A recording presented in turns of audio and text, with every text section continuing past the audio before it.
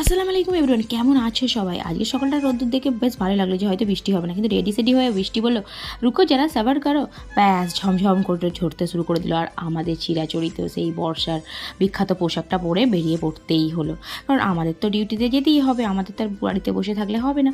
তো যাই হোক, ফাইনালি গিয়ে এই যে একটা জায়গায়, এখানে আমরা গিয়ে আটকে যাবই। প্রতিদিনের এই একই ঝামেলা আর ভালো লাগে না, মনে হয় যেন জীবনটাই ক্রসিংয়েই আমার আটকে গেছে।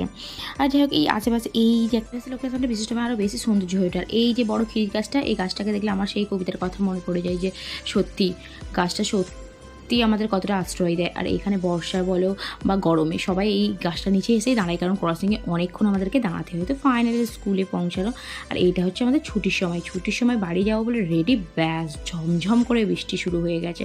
কী আর করবো, ওয়েট করতেই হলো সেই বাড়িতে ফিরতে প্রতিদিনের মতোই। এখন যে অবস্থা, সন্ধে হয়েই যাচ্ছে। আজকের ব্লগটা এই পর্যন্ত, ভালো লাগলে